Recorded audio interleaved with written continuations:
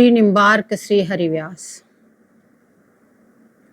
बाबा श्री प्यासन जी महाराज 67 साल ब्रजवास कर 81 साल 4 माह 7 दिन की आयु में फाल्गुन कृष्णा प्रतिपदा संवत 2033 के सवेरे 9 बजे श्री गोवर्धन की रज प्राप्त की। उसके बाद में आपका भव्य उत्सव मनाया गया। उत्सव में आपको कुछ महानुभावों ने श्रद्धांजलि अर्पित की, उसका विवरण थोड़ा यहाँ दिया जाता है। अखिल भारतीय वर्षीय श्री हित राधा वल्लभी वैष्णव महासभा श्री वृंदावन की ओर से श्रद्धांजलि सुमन। ब्रज उपवन को पुष्प झर्यो कुछ दिना महकी के, प्रिया शरण हूँ प्रिया शरण में लई गहे की के, रस सौरभ सोषिक्त सदा वृंदावन पोषो, गिरि गोवर्धन वास क्यों नंदलाल ही तोषो, राधा रस की सुधा निधि श्री हरिवंश सुजान की, कंठ सदा धारण करी मूरी रसिक जन प्राण की, रस मर्मज्ञ सुजान शान गुण के आगर, राधा रस की सुधा प्याय तोषे नटनागर, बरसानो सरसाय निकुंज वीरेश्वरी कुतोषी, संत सभा कुहू पिवाय रसवाणी पोषी, हा नागर नटले चले भूमंडल सुनो भयो, रस सागर उलटी भई रीतो ब्रज गटवे गयो, करत करत कल गान ध्यान श्री जू को आयो, रसिक सभा श्रृंगार आज यहाँ सो उठिधायो, भई मूर्छना ललित लाल ही सो लपटायो,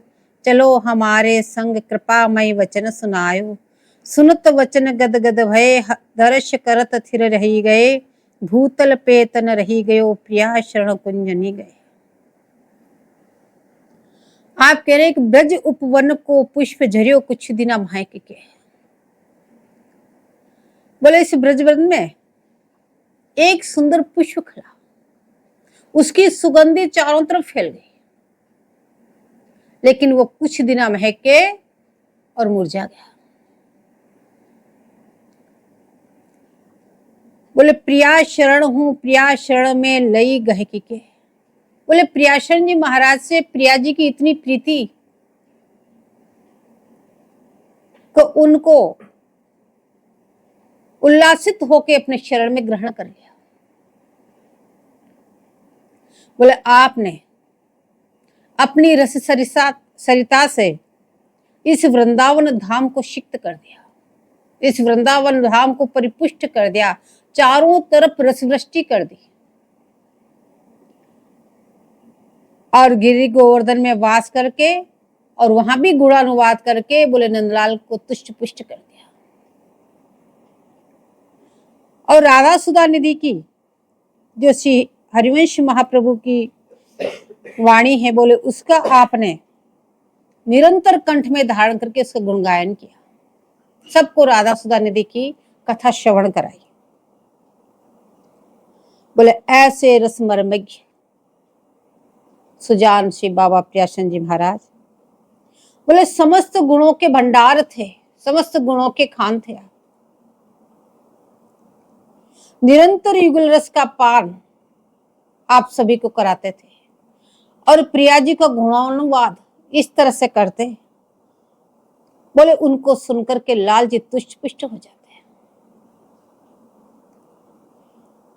और बरसाने में भी इतनी रसवर्ष्टि करी, उसको भी रससिक्त कर दिया और प्यारी जी को तुष्ट पुष्ट किया।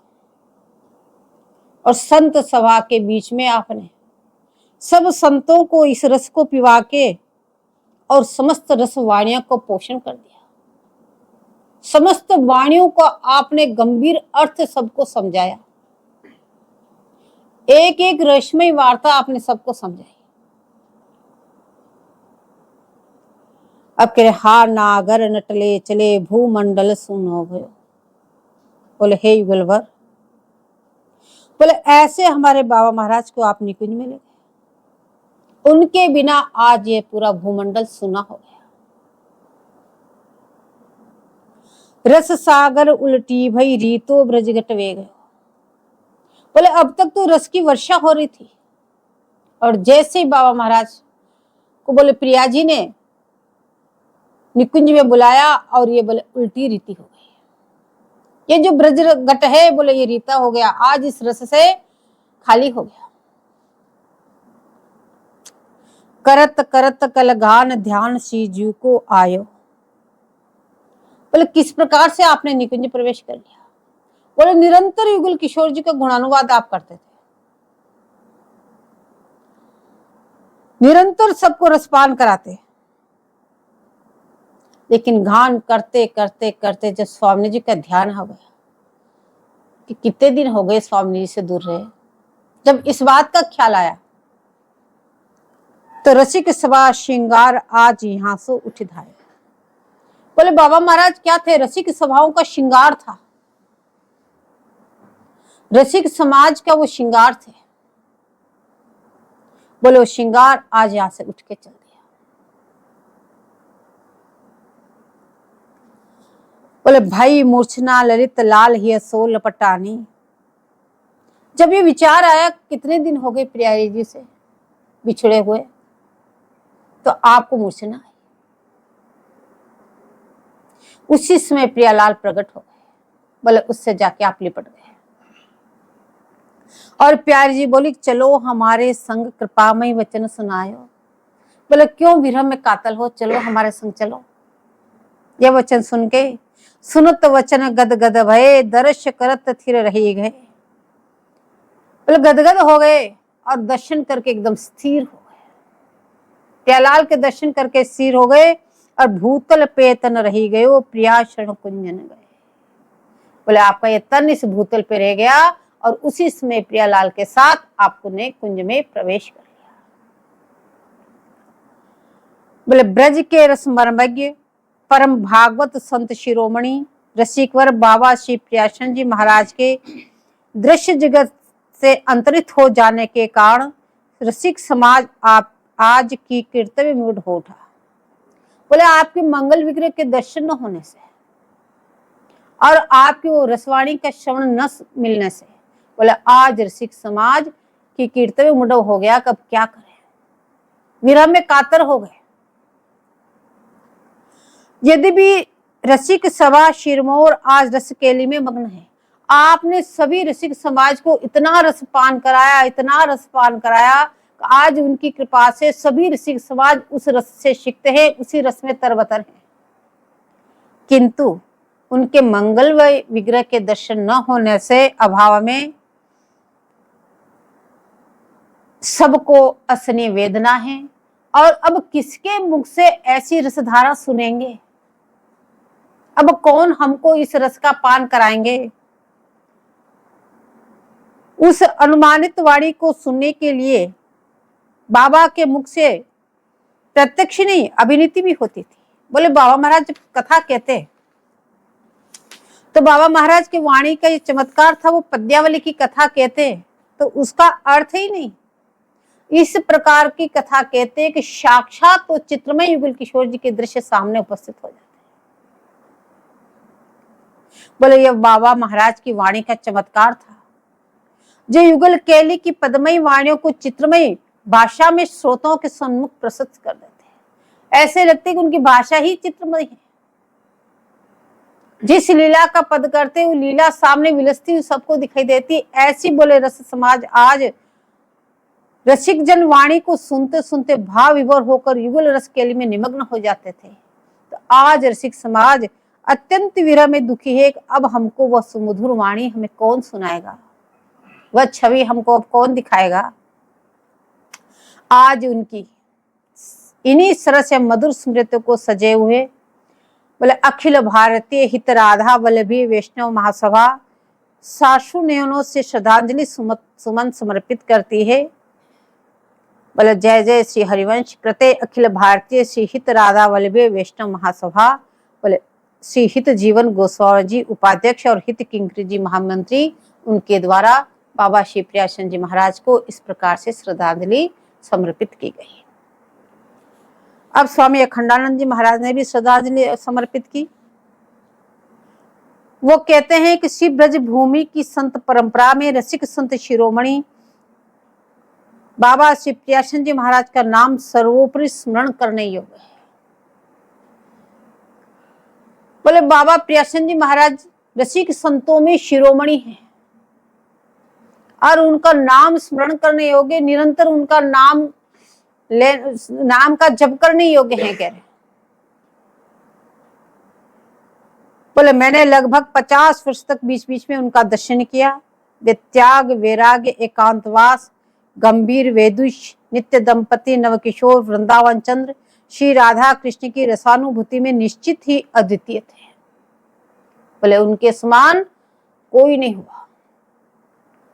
उनके पवित्र स्मरण हृदय को सद्गुणों से भरपूर करता है और मधुर सेवानुभूति के योग्य बनाता है। अब आशु कविवर श्री बनवाली दास जी शास्त्री द्वारा समर्पित श्रद्धांजलि।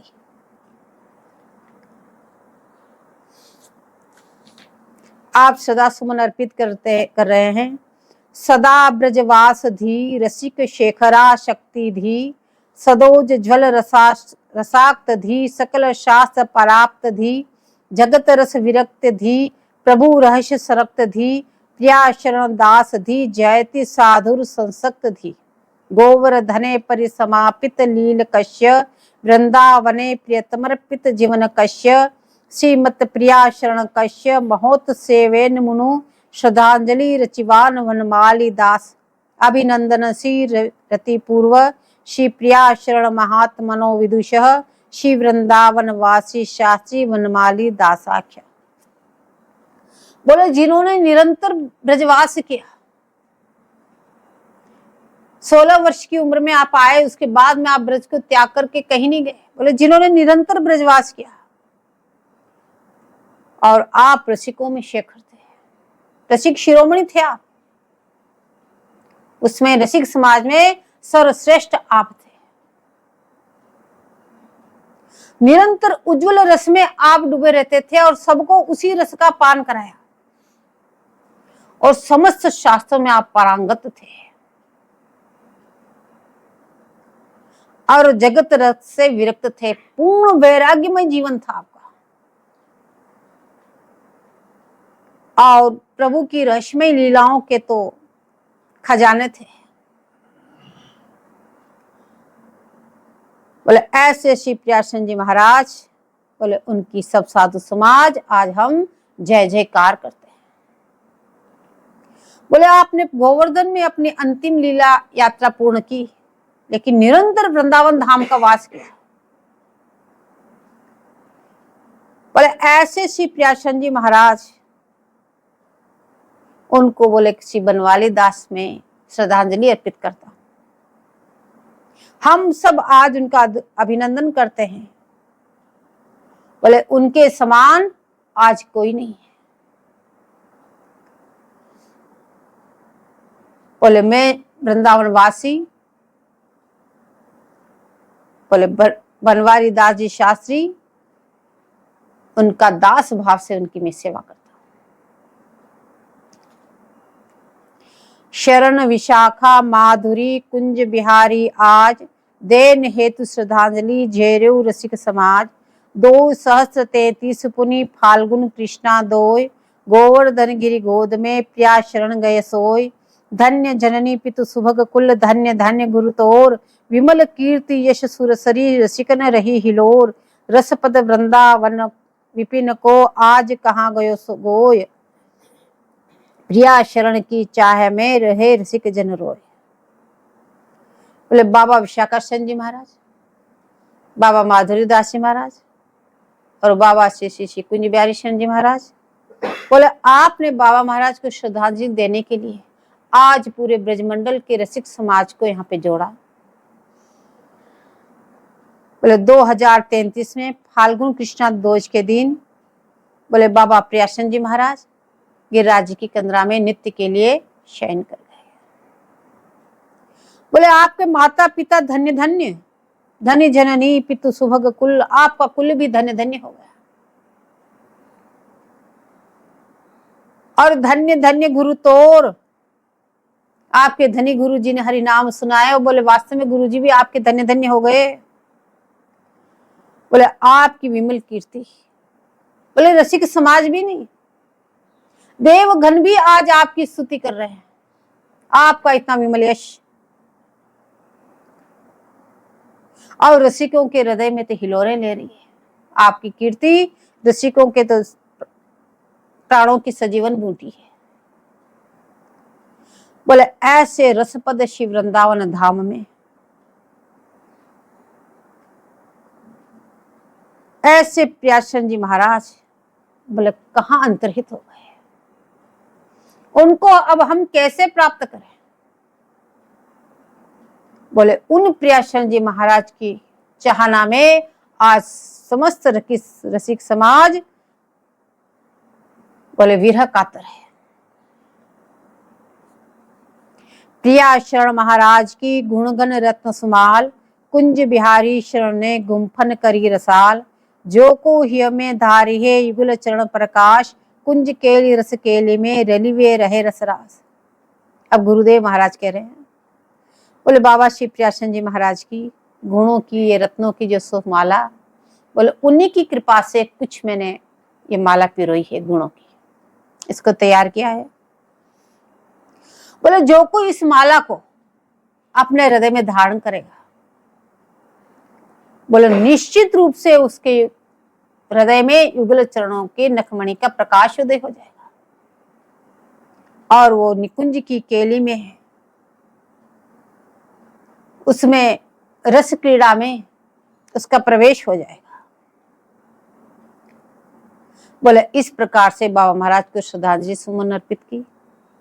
बोले गुरुदेव भगवान के परम गुरुदेव निकुंज प्रवेश होने के बाद बोले आपने पहले श्री पिसाई वाले महाराज जी का सानिध्य प्राप्त किया, उनकी सेवा में रहे, निरंतर उनकी सेवा की। उसके बाद में बाबा श्री प्रियाशरण जी महाराज और बाबा श्री विशाखाशरण जी महाराज, इन सबको अपने गुरु ही मान के आपने उनकी सेवा की। बाबा विशाखाशरण जी महाराज का चरित्र इन्हीं के साथ हो गया। वैसे आप भी बहुत धनाढ्य परिवार से थे। आपका बचपन का नाम वैसे घनश्याम दास जी महाराज था, लेकिन आपको प्रेमवश आपको माता पिता विलासी राम के रूप में पुकारते थे। उसी नाम से लेके बाबा श्री प्रियाशरण जी महाराज ने जब विरक्त वेश धारण किया तो उसमें आपका नाम श्री विशाखाशरण जी महाराज कर दिया।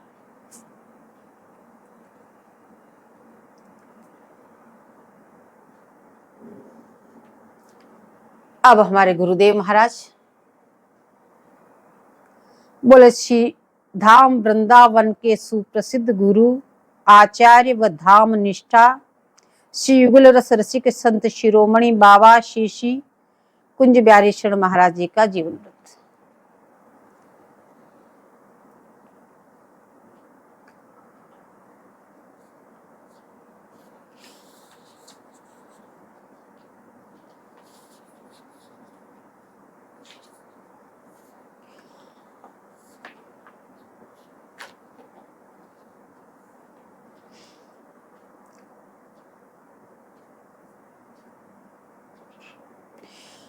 आपका जन्म विक्रम संवत 1970 फाल्गुन शुक्ला चतुर्दशी कृतिका नक्षत्र के चौथे चरण में उदयपुर अंतर्गत ग्राम नारायणपुरा में हुआ था, राजस्थान प्रांत। और उदयपुर जिले में एक नारायणपुरा ग्राम है, उसमें आपका जन्म हुआ था। आपका जन्म का नाम अनंत राम रखा गया, परंतु व्यवहार में आनंदी नाम से प्रसिद्ध थे कि माता पिता प्रेम का नाम आनंदी लाल रखा गया और वही नाम आपका प्रचलित रहा। आपके पिता श्री वशिष्ठ गोत्रीय बोले भट्ट परिवार में थे। ब्राह्मण कुल कमल पंडित श्री तुलसीराम जी व्यास और माता श्री लहरीबाई थी। आपके पिताजी का नाम तुलसीराम जी व्यास था और माता का नाम लहरीबाई थी। जब आपकी आयु लगभग 7 महीने की थी, आपकी माता भी बहुत भगवत भक्ता थी, निरंतर भजन में लीन रहती थी और संतों की सेवा में ज्यादा रुचि रखती थी। इसी कारण से संतों का वहां पे आगमन होता रहता था।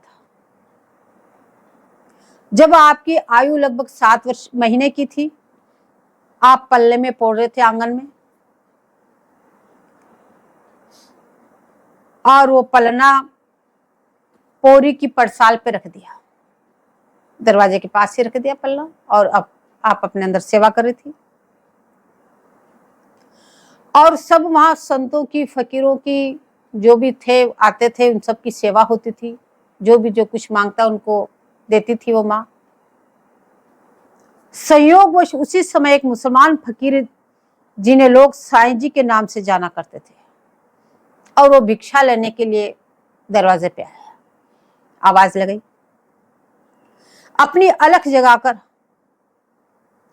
जब तक माता अंदर से भिक्षा लेके आती, उतनी देर में उनकी नजर उस बालक पे पड़ी जो पल्ले में पड़ रहे, तो उनको गौर से देखने लग गए।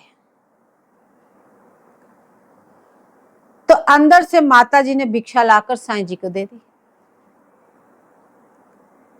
भिक्षा लेकर साईं जी बोले माँ, तू मेरी बात मानना। बोले अगर तू मेरी बात माने तो समय आने पर इस बालक का विवाह मत करना, और ये बात भूलना नहीं। यदि भले से तूने इसकी शादी कर दी तो तुझे पछताना पड़ेगा। ये बात कह के साईं जी चले गए। धीरे धीरे आप बड़े हुए, और संतों का आगमन और सभी का वहां पे भिक्षा लेने से आपका मन भी उन संतों में ज्यादा लगने लगा। संतों के साथ रहने में आपकी रुचि बढ़ने लगी। इसी क्रम में जब आप आगे बढ़े तो 6 वर्ष के हुए। उस समय सावन का महीना था, वर्षा हो रही थी।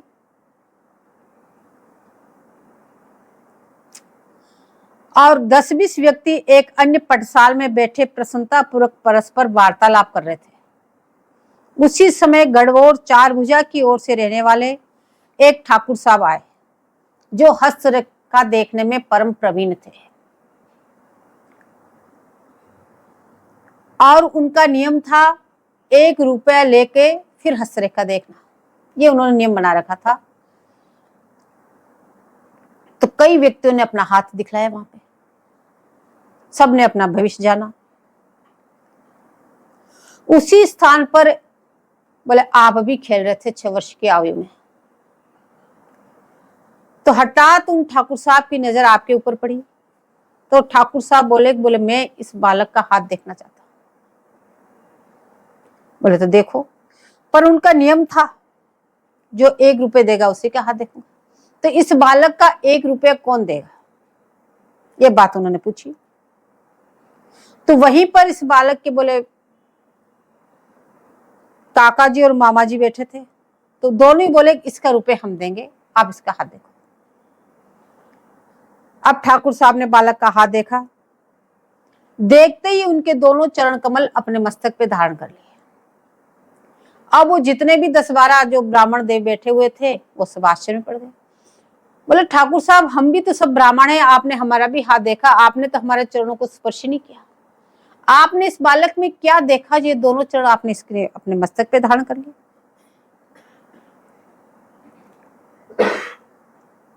तब ठाकुर साहब बोले इस बालक की शादी नहीं करना, और फिर भी मुझे दिख रहा है कि इसकी शादी अवश्य होगी।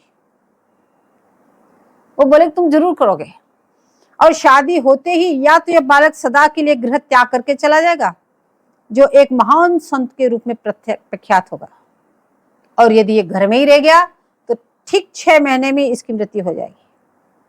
परंतु अधिक योग इसके संत का है, इसलिए तुम इसकी भूल करके भी शादी मत करना, क्योंकि पूत के पांव पाले में दिख जाते हैं, यह कहावत चरितार्थ हो गई। 8 वर्ष की अवस्था में आपका यज्ञोपवीत संस्कार हो गया। इसके बाद में आपको पढ़ने के लिए आपके पिताजी ने अपनी बुआ जी के पास बाठरा नामक ग्राम में भेज दिए। वहां पर आपने 4 वर्ष पढ़ाई की स्कूल में जाके। फिर आपका मन वहां नहीं लगा, क्योंकि आपका बचपन का वो था संतों का सानिध्य सबको देना, वो वातावरण वहां नहीं मिला, तो आपका मन वहां नहीं लगा। तो आप पुनः वापस आ गए, और वहां पे पंडित लक्ष्मी शंकर जी के पास रहकर कुछ आयुर्वेदिक शिक्षा प्राप्त की। उसके बाद में आप घर पे ज्यादातर संतों की टोली में चले जाते, 10-10, 15-15 दिन तक घर पे नहीं आते, संतों के साथ ही रहते, कभी कभार घर आ जाते और फिर वापस कभी संतों के साथ चले जाते। इस प्रकार से करते करते जब आप बिल्कुल ही घर पे न के समान आने लगे तो माता पिता को चिंता हुई, कहीं हो न हो जो पुरानी बात सत्य न हो जाए कि महात्मा बन जाएगा, तो क्यों न इसकी जल्दी से शादी करा दी जाए ताकि ये महात्मा न बने। यही सोच करके उनका संबंध कर दिया गया।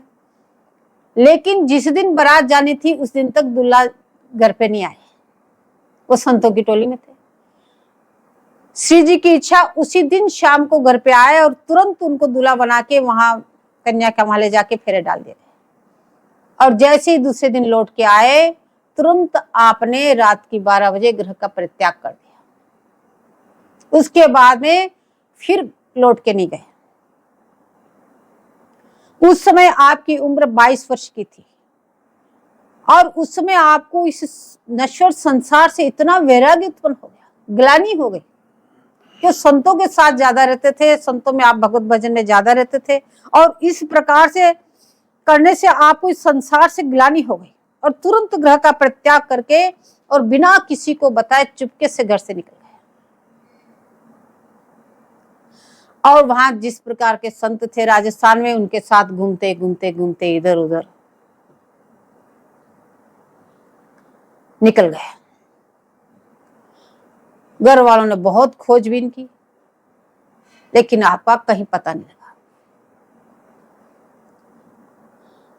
आप वहीं से ही संतों के साथ 4 धाम की यात्रा पे निकल गए। आपने पैदल 4 धाम की यात्रा की और उसी समय संकल्प कर लिया, बोले मैं उस पंथ में या उस संप्रदाय में दीक्षा लूंगा जिसमें यह लिखा हो कि इससे आगे कोई नहीं, और उन गुरु को गुरु बनाऊंगा जिन्होंने कभी कोई शिष्य न बनाया। उसी की खोज में आपने 4 धाम की पैदल यात्रा की। बड़े बड़े संत महापुरुषों से आप मिले। आपने हर पंथ में शेख तशावे वगैरह सब में घुस के सब में सबकी परिपाटी देखी, सबका स्वाद है क्या, सबको आपने जाना। एक बार की बात, आप इस 4 धाम की यात्रा में एक जगह ठहरे, वहां पे एक पहाड़ी थी, उस पे शिवालय था, साथ में एक महात्मा और थे। वहां सवेरे मंदिर में पूजा होती और पेड़े के प्रसाद बांटा जाता और फिर पुजारी उनकी पूजा करके बंद करके चला जाता और फिर दूसरे दिन सवेरे आके पट खोलता। तो जो प्रसाद था उस प्रसाद के लिए वहां पे सबसे चर्चा होती थी। बोले पता नहीं ये अपने आप ही रात्रि में इस मंदिर में प्रसाद आता है, कौन भोग लगाता, कहां से आता कोई पता नहीं, और इसका स्वाद अलौकिक है, संसार में ऐसा स्वाद हो ही नहीं सकता। तो गुरु महाराज को लगन लगी कि आखिर ऐसा कौन है जो रात्रि में भोग लगाता है, इसको तो देखना चाहिए। तो वो गांव से थोड़ी दूर पे पहाड़ी थी, जंगल में। तो और सब लोग तो अपने गांव चले गए और गुरु महाराज और वो संत दोनों उस पहाड़ी पे ठहर गए और लताओं के झुरमुट में रात्रि को छिपके बैठ गए कि आज देखना है कौन आता है। तो गुरु महाराज बताते बोले उस समय बोले कोई सतयुग के महात्मा थे। उस सतयुग के महात्माओं की जितनी लंबाई चौड़ी, जितने पैर, जितने पंजे, बोले उस प्रकार से उनका मंगल विग्रह था। बोले ठीक रात्रि के 12 बजे आए।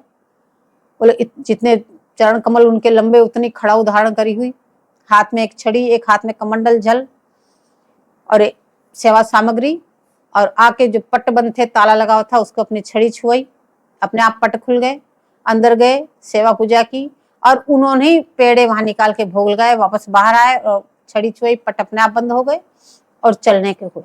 बोले जब वो चलने लगे तो हम झट झाड़ी से सामने आके आवाज दी, बोले महाराज महाराज कौन है आप, अपना परिचय दीजिए। पर वो इतने लंबे चौड़े, 2 डग में इतने आगे पहुंचे और पीछे मुड़ के देखे, मुस्कुरा मात्र दिए और 5-6 डग में तो अदृश्य हो गए। बोले फिर हम पहाड़ी के नीचे आ गए और दूसरे दिन सबको बताया, बोले ऐसे महापुरुष है, उन्होंने भोग लगाया, हमने देखा, ऐसी ऐसी बात है। और तीसरे दिन से वो प्रसाद वहां से आने बंद हो गया। अब गांव वाले कहने लगे आपने तुम्हारा प्रसादी बंद करा दिया, दर्शन क्या किया। इस प्रकार से आपने घोर जंगल में रात्रियां व्यतीत करते करते चारों धाम की पैदल यात्रा करी। अनेक जगह पेड़ों पे निवास करते, नीचे शेर दहाड़ते, लेकिन आपको बचपन से भय किसी से नहीं लगता था, हमेशा ही निडर रहे।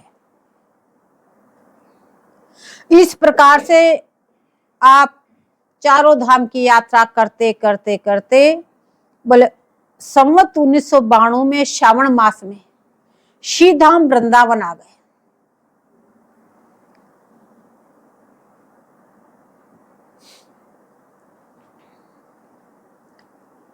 विक्रम संवत 1900 मधी साल 52 के सावन सुदी, लेखक श्री वृंदावन आया, श्री गुरु खोज करण हित धाया। अब आप वृंदावन धाम आ गए सावन मास में। अब राजस्थान मेवाड़ भाग में जो साधु होते हैं वो सन्यासी शैव उदासी साधु ज्यादा अधिक होते हैं। वृंदावन आने से पूर्व में आपका उन्हीं से संपर्क ज्यादा रहा, उन्हीं के साथ ज्यादा घूमे। जब आप यह वृंदावन धाम पधारे और यहां पर आपने रासलीला देखी, और रासलीला में आपने देखा बोले ठाकुर जी की कृष्ण जन्म लीला हो रही थी, और उसमें आपने देखा कि बोले शिव जी ठाकुर जी के दर्शन करने के लिए आए हैं और मैया दर्शन नहीं करा रही और कीमती अनुनय विनय कर रहे हैं, और दर्शन किए तो कितने अनुराग से आपका मन तुरंत हटा। बोले अब तो इन्हीं की उपासना करनी है, और वैष्णव बनने का आपने दृढ़ निश्चय कर लिया।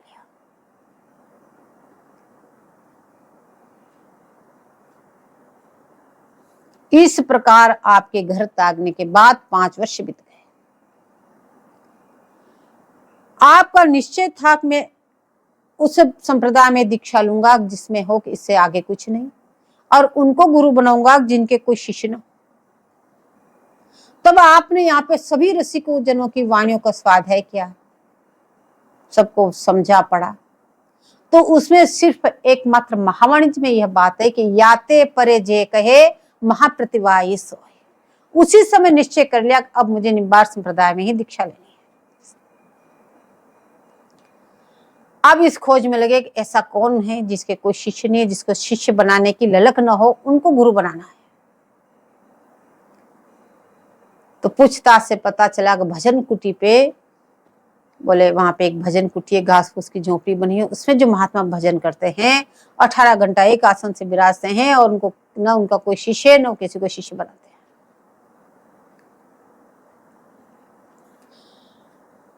अब आपको जब ये पता चला तो आप प्रातःकाल ही उठ करके वहां पहुंच गए और उस भजन कुटी के बाहर विराजमान हो गए। जब 18 घंटे का भजन पूरा हुआ और जब परम गुरुदेव अपने कुटी से बाहर आए तो आपने निवेदन किया, बोले ऐसे ऐसे मैं दीक्षा लेना चाहता हूँ। तो गुरु जी ने मना कर दिया, बोले मेरा आपका ये प्रण है तो मेरा भी प्रण है, मैं किसी को शिष्य नहीं बनाऊंगा। दोनों के अपने अपने प्रण। बोले तुम जाओ, मैं किसी को शिष्य नहीं बनाता। लेकिन गुरुदेव भगवान नित्य अपना नित्य क्रिया का कर्म करके और नित्याना जाके वहीं बाहर बैठ जाते, और नित्याना जब वो मधुकरी लेने बाहर निकलते आपको देखते फिर पूछते भी क्यों बैठे हो, हम किसी को दीक्षा नहीं देंगे। ये क्रम कई महीनों तक चलता रहा।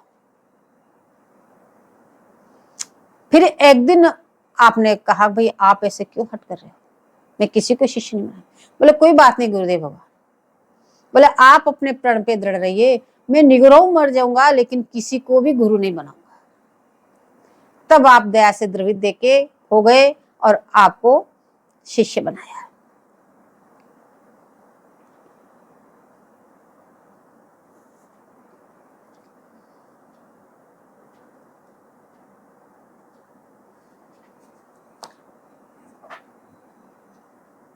विनय करी में दौ कर जोरी, श्री गुरु चरण निहोरी निहोरी। हे प्रभु निज व्रत में दृढ़ रहिए, निगुरा मरही दास यश लइये। प्रात काल ही दीक्षा दीनी, एक पुष्प की भेंट जुलीनी। गुरु बगिया का पुष्प हिलाया, करी प्रणाम सोई भेंट चढ़ाया।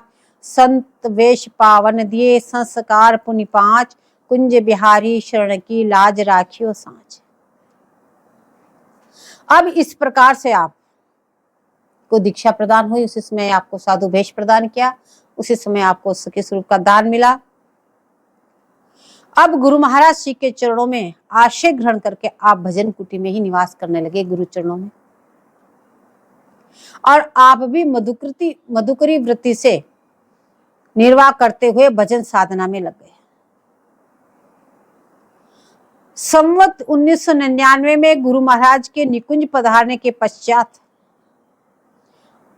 आप परिक्रमा मार्ग में जो टीला है उसमें आपने एक गुफा बनवाई और उस गुफा में विराजमान होकर आपने कई वर्षों तक भजन किया। कई वर्ष तक उस गुफा में भजन करके फिर आप बरसाने धाम चले गए। बरसाने में वहां पे जो शिव जी की शरण में वहां पे एक सांकरी खोरी पे जो गुफा है उसमें रह करके आपने कई वर्ष तक भजन किया। और वहीं से आप मधुकरी लाते, मधुकरी पाते और संतों से सत्संग करते और वहीं आप भजन किया। इस प्रकार आपने यहाँ लगभग 4 वर्ष तक वास किया। यहाँ से आप श्री पाडर गोवर्धन चले गए और वहां रहकर भजन करने लगे। वहां पे भी ब्रजवासियों ने आपके लिए एक आश्रम बना दिया, उस आश्रम में रहकर आप भजन करते, लेकिन आपने उसका भी परित्याग करके पुनः वृंदावन आ गए। और पुनः वृंदावन आए तो उस समय संयोगवश आपकी भेंट बोले परम पूज्य संत शिरोमणि बाबा श्री राधिका दास जी महाराज से हुई। तो आपके गुरुदेव भगवान ने जब निकुंज प्रवेश किया तो उसमें आपको एक आज्ञा प्रदान की थी कि सदैव ही बड़ों के सानिध्य में रहना। तो ऐसे ऋषि शिरोमणि बाबा जब श्री पिसाईवाला महाराज जी की सहयोग प्राप्त हुआ तो आपने निश्चय कर लिया अब इन्हीं के चरणों में रह के भजन करना है। अब कुछ दिन आपने बाबा श्री राधिका दास जी महाराज से सत्संग लाभ प्राप्त किया, उनकी सेवा में रहे और फिर बाद में पुनः पाडर जाने की विचार बनाया कि वहां जाके एकांत भजन करेंगे। तो आपने निवेदन किया तो पूज्य पिसाई वाले महाराज जी ने आपसे कहा कि वहां को तुमको एकांतिक वातावरण मिल जाएगा, तुम्हारा भजन अच्छी तरह से बन जाएगा, लेकिन वहां पे तुमको सत्संग नहीं मिलेगा। सत्संग तो केवल वृंदावन में ही तुमको यहां मिलेगा। आपके प्रेरणास्पद वचनों को हृदयंगम कर बाबा महाराज ने वृंदावन में रहने का निश्चय कर लिया। इसलिए आपने कहा कि पूज्य राधिका दास जू अमित कृपा की खान और बहा छा में राख के विपिन बसाए। आप पुनः टीला पे गुफा में रह के भजन करने लगे। उसके बाद में आपने ये निकुंज वाटिका नामक स्थान बनाया। उसके पहले आप 4 स्थानों को परित्याग कर आए। तो इसके लिए श्री पिसाई वाले महाराज ने आज्ञा प्रदान की, अब इसका परित्याग नहीं करना, इसी में रहकर निरंतर भजन करो।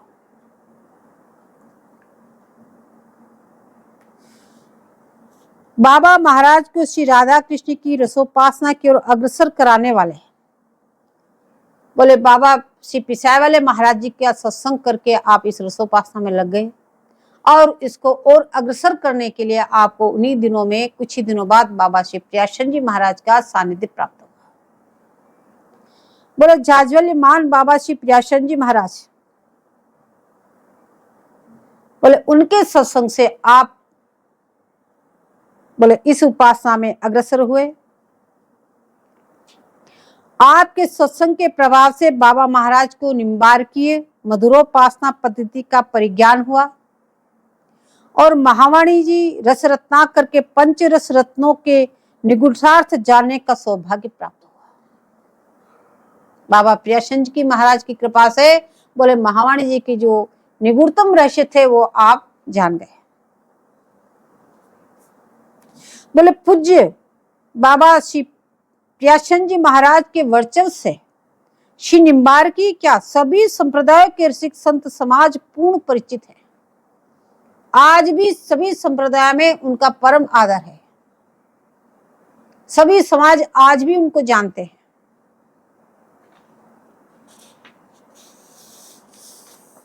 बोले बाबा महाराज बाबा श्री प्रियाशन जी महाराज की बोले मुक्त कुंठ से बार बार गुरुदेव भगवान उनकी प्रशंसा किया करते थे और हर शब्द शब्द में उन्हीं की कृपा मनाया करते थे। आज जो भी कुछ है उनकी कृपा से।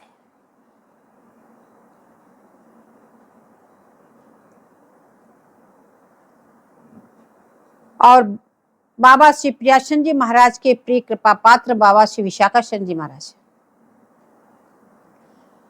इन महनीय पुरुषों के द्वारा वर्तमान में युगल रसोपासना का चमत्कारी स्वरूप जो दृष्टिगोचर हो रहा है, और बाबा महाराज ने अपने सभी ग्रंथों व टीकाओं में सर्वप्रथम इन्हीं महापुरुषों के श्रद्धापूर्वक इनकी वंदना की है। जहाँ पे भी जब मंगलाचरण ही यही है कि श्री यदुनंदन दास पुनि प्रिया शरण महाराज पूज्य विशाखा शरण श्री दास राधिका आज, चरण कमल इन सबन के ही में साज समार। तब ही किसी ग्रंथ की आपने रचना की, इतना आपका अनन्य इनके दृढ़ चरणों में अनुराग था। बोले इन उच्च कोटि के रसिक संतों के संग श्री महावाणी, श्री युगल शतक, श्री परशुराम सागर, अन्य वाणी तथा निम्बारकाचार्य प्रणीत वेदांत कामधेनु आदि ग्रंथों में आपकी प्रगाढ़ निष्ठा हो गई और सबके रहस्य को आप जानने लगे। इन सभी साहित्यों का आपका गहन अध्ययन था तथा अन्य संप्रदाय के रस साहित्यों में भी आपका पूर्ण प्रवेश था। सभी रसिक जनों की वाणी में आपका पूर्ण प्रवेश था। बोले निकुंज रस प्रकाशक ग्रंथों के माध्यम से आपने निम्बार्क साहित्य तथा रसोपासना की अभिवृद्धि की। बोले इस निकुंज रस को प्रकाशन करने के लिए आपने निम्बार्क संप्रदाय में महती योगदान किया। आपने अनेक ग्रंथों की रचना की और उनकी टीकाएं की। आपके द्वारा श्री युगल शतक और महावाणी जी के सेवा सहज और सिद्धांत सुख की टीका और निकुंजोपासना रहस्य अनन्य उपासना 4 खंडों में जो उपलब्ध है, युग कैली रसाभिषिक्त वृंदावनम और श्री आचार्य चरतावली और युगल कर पद चिन्ह का श्रम में उपभोग ऐसे इत्यादि आपके प्रकाशित ग्रंथ हैं। इन ग्रंथों में आपने निम्बार्क संप्रदाय का संपूर्ण सिद्धांत, संपूर्ण रस इसमें आपने उड़ेल दिया।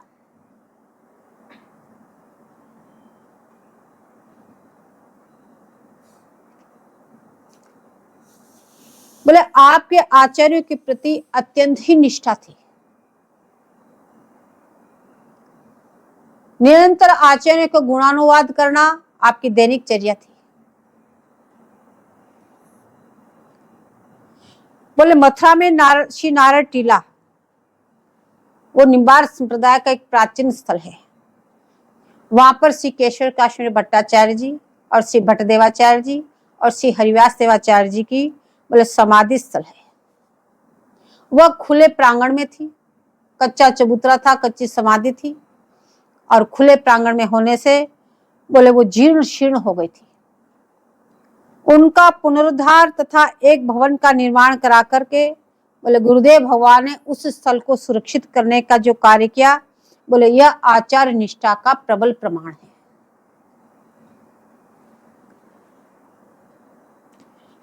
गुरु और आचार्य परंपरा में जो आपकी निष्ठा थी, बोले कहने वो परम वंदनीय थी। यद्यपि श्री राधा कृष्ण की उपासना का रहस्य निगमागम है, आपका कथन है कि हमें केवल आचार्यों द्वारा निर्दिष्ट परंपरागत उपासना पथ ही ग्राह्य है। निगम निगम आगम अगम लाई न सके गुण ग्रंथ और नेम प्रेम ते पर चलियो परंपरा को पंथ। तो हमारा यह पंथ निर्दिष्ट परंपरागत उपासना का पंथ ही हमें स्वीकार है, अन्य नहीं। क्योंकि रस के प्रदाता तो आचार्य वरी ही हैं। आचार्य ही इस रस का दान कर सकते हैं। जिसके पास ये रस है वो ही दान कर सकता है, जिसके पास है ही नहीं वो क्या दान करेगा। तो इस प्रकार से आपने परंपरागत इस रस को ही ग्राही माना है। क्योंकि नित्य विहार रस की प्राप्ति इस जगत में गुरु परंपरा द्वारा ही प्राप्त हो सकती है। नित्य निकुंज श्री वृंदावन में प्रवेश कराने वाली बले स्वरूपा ये सखियां ही है, जिन्होंने श्री श्यामा जी की कृपा में आज्ञा से आचार्य रूप धारण करके जीवों को रसोपासना की रीति समझाई और प्रिया प्रतम की प्राप्ति का पथ प्रदर्शित किया। बोले वो ही इस रास्ता को बता सकते हैं। तो ये बात उन्हीं की वाणियों में मिल सकती है, अन्य नहीं। तो बोले ये बात गुरुदेव भगवान ने चलहूं चलूं चलिए निज देश इस पद की व्याख्या में खूब अच्छी तरह से किया है। बोले गुरुदेव भगवान ने आचार्य चरितावली ग्रंथ की रचना की, सभी आचार्यों का गुणानुवाद किया और सब आचार्यों का गुणानुवाद करके और कह रहे हैं कि गुरु बिन गति नहीं हो, सतगुरु बिन नहीं होय रति, बिन रति रसिक न होय रसिकाचार्य प्रणाली का। आपका बार बार कथन था अपने आचार्यों को, अपने गुरुओं को और संतों की सेवा करके अपने सखी स्वरूप को प्राप्त कर लेना चाहिए, सखी स्वरूप को पुष्ट कर लेना चाहिए। स्वरूप स्थिति प्राप्त करना परम आवश्यक है। स्वरूप स्थिति कब होती है? जब आप निरंतर सखी भावना में निकुंज में रहते हैं। आपको श्री गुरुदेव द्वारा रहस्य नाम आपका श्री कोमला सखीजू था तथा सेवा आपकी तांबुल सेवा थी। आपने इसका निकुंजोपासना रहस्य में बहुत विस्तार से वर्णन किया।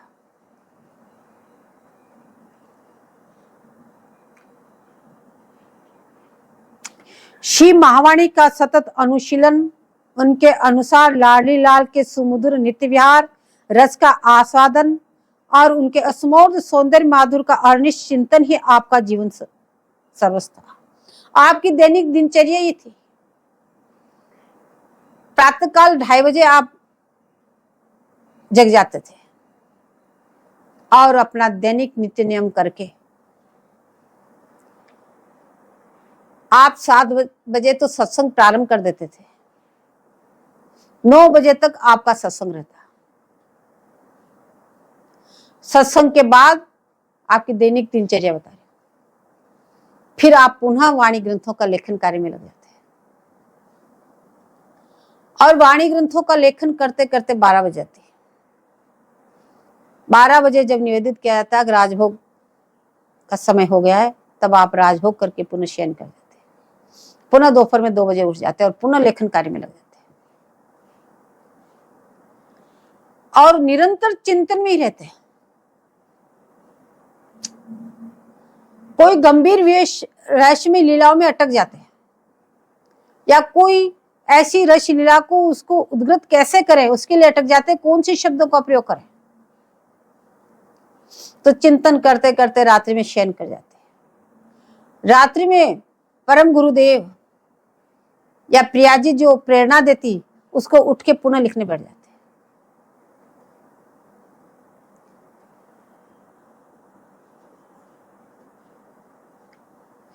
बोले आपका सत्संग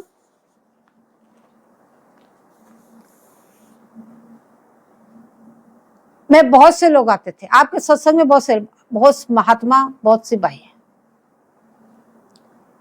और सत्संग में आप बार बार एक ही बात कहते थे कि सिद्धांत समझे बिना, बोले महावाणी के सर्वोत्कृष्ट रस को जानना नितांत दुर्लभ है। जब तक सिद्धांत परिपक्व न हो जाता तब तक आप इस रस को समझ ही नहीं सकते।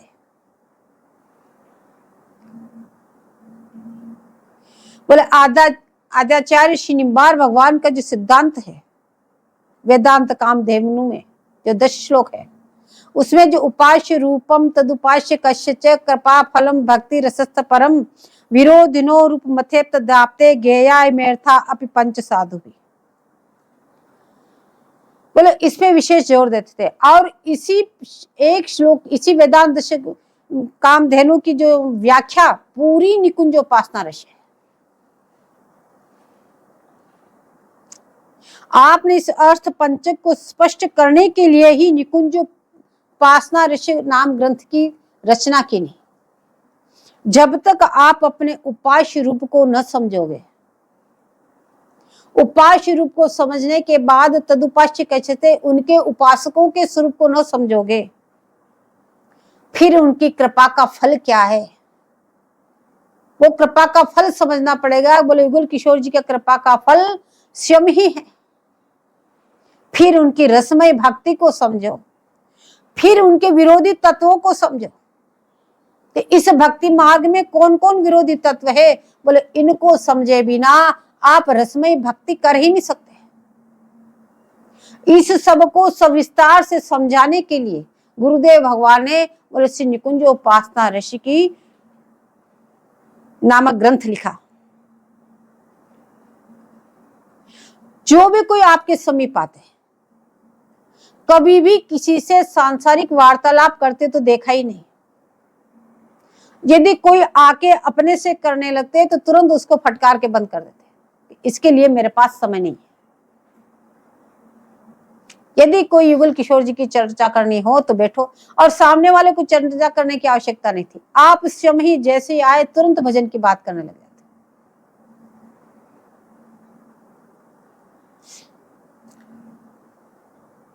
जो कोई पास में जाता नव आगंतुक तो उसको सबसे पहले महावाणी जी की चर्चा करते, तो कितना समझा हुआ है, और महावाणी जी के विषय में गंभीर गंभीर प्रश्न करते और कहते कि जो प्रश्न पूछा उसका सोच विचार के जवाब देना। इधर उधर की आलतू फालतू की बात सुनने के लिए मैं नहीं बैठा, और नहीं जानता हो तो किसी से पूछ के उत्तर देना।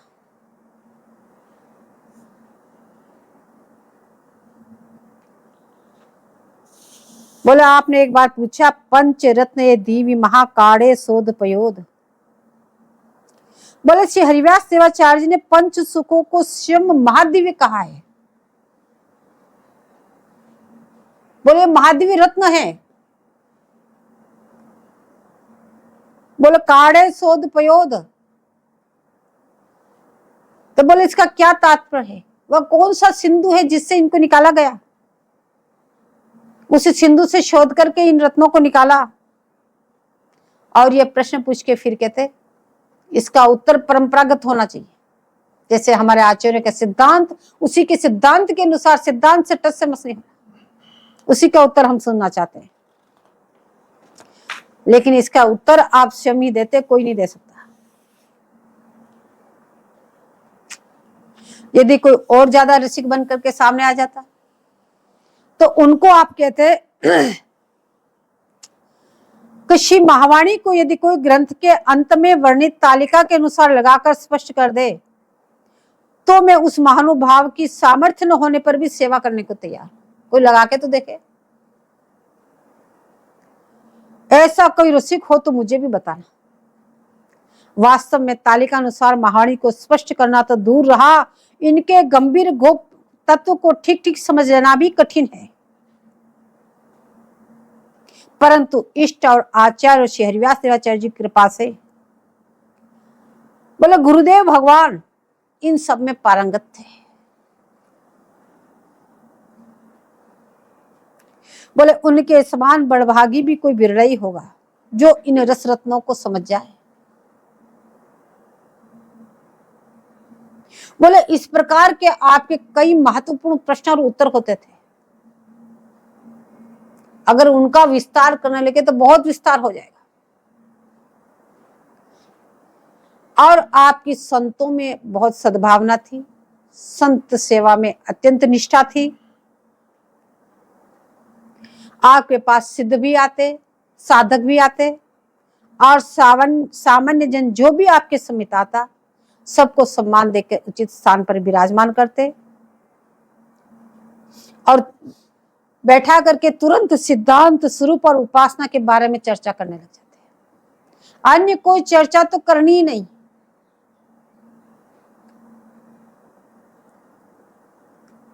और जो वृंदावन वास करने वालों से कहते हैं कि आपका वृंदावन में वास करने का क्या लक्ष्य है, क्या भाव है, किस लिए तुम यहाँ पड़े हो? बोले निरंतर भजन करो, निरंतर भजन करो। क्यों इधर उधर भटकते हो? इधर गए उधर गए उधर गए। बोले एक आसन पे बैठ के अपना भजन करो। बोले श्री राधा कृष्ण के साथ मधुर भाव आदि से संबंध निश्चित किए बिना आपको सुख कैसे प्राप्त हो सकता है? आप जब तक इतना चिंतन करके अपने सखी स्वरूप को पुष्ट नहीं कर लोगे तो आपको कैसे सुख प्राप्त होगा? इस प्रकार से आप सभी साधकों को उचित मार्ग बता करके सबको संतुष्ट करते हैं। संत सेवा में भी आपकी बहुत निष्ठा थी। संतों को अच्छे अच्छे पदार्थ बना के उनको पवाना और उनके बीच में बैठ के उनको पाते हुए देखना, ये आपको बहुत ही अच्छा लगता था। और आचार्य उत्सव मनाना आपकी प्रगाढ़ निष्ठा थी। जो भी कोई आचार्य उत्सव मनाते उससे बहुत प्रसन्न हो जाते।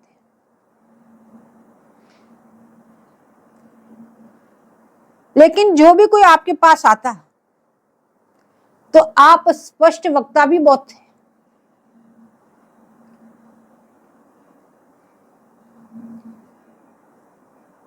और उस चर्चा के दौरान यदि उसके अंदर कोई अच्छाई या बुराई दिखी, सिद्धांत से यदि कोई गलत क्रिया दिखी, तो आप कहने में नहीं चूकते थे। जो सच्चे जिज्ञासु होते उनको तो संतों की खरी खोटी सुनना अच्छा लगता था, पर वर्तमान समय में जो ऐसे स्पष्ट वक्ता हों उनके समीप जाने वालों की संख्या कम ही रह जाती है। जहां पे मक्खन सी मृदु चिकनी चुपड़ी बात जो कहने वाले हैं, वहां तो भीड़ सी लगाई दिखाई देती है। लेकिन जो उसके कल्याण के लिए जो खरी खोटी सुना रहे हैं, उसको कह रहे हैं, वो उनको लोगों को अच्छी नहीं लगती, इसलिए वहां जाना ही बंद कर देते हैं। इसी कारण मान सम्मान चाहने वाले जनप्राय आपके संपर्क से बहुत दूर रहा करते थे। जिनको अपने मान प्रतिष्ठा की परवाह थी कि मेरा मान हो, मेरा सम्मान हो, मेरी प्रतिष्ठा हो, बोले वो लोग आपके पास नहीं आते थे।